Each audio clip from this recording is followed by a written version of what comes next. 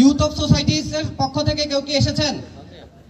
Youth of societies, আপনাদেরকে অতি দ্রুত মঞ্চের কাছে আসার জন্য অনুরোধ করছি। এরপর প্রস্তুত থাকবেন আল নাজাত ফাউন্ডেশন।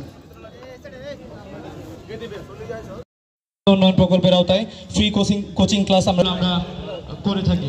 মানবিক সহায়তা প্রকল্প আমরা ত্রাণ বিতরণ কর্মসূচি আয়োজন করে থাকি।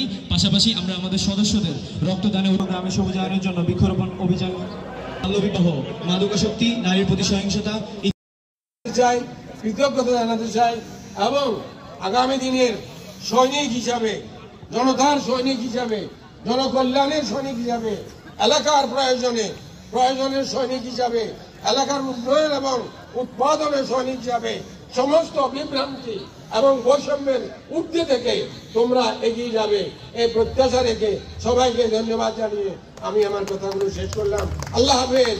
বাংলাদেশ জিন্দাবাদ, তোমাদের সংগঠন জিন্দাবাদ।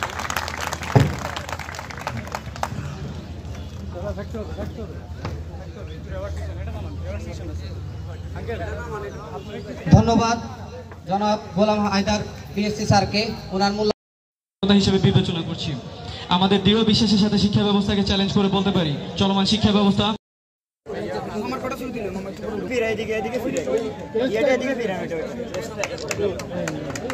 এরপর প্রস্তুত থাকবেন আল নাজাত ফাউন্ডেশন। আল নাজাত ফাউন্ডেশনের পক্ষ থেকে প্রস্তুত থাকার অনুরোধ করছি। নোয়াখালী পরিচ্ছন্ন পরিবেশ পুরস্কার তুলে দিবেন মোস্তাফিজুর রহমান মঞ্জু ভাই, মেজবাউদ্দিন ভুঁইয়া। একতা একাদশকে পুরস্কার তুলে দিবেন মেজবাউদ্দিন ভুঁইয়া।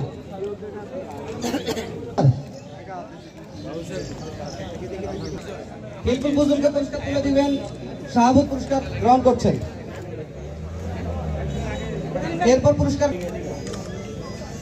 হসপিটাল ইউনাইটেড ক্লাবের কেউ আসছেন? এখন আমাদের সাংগঠনিক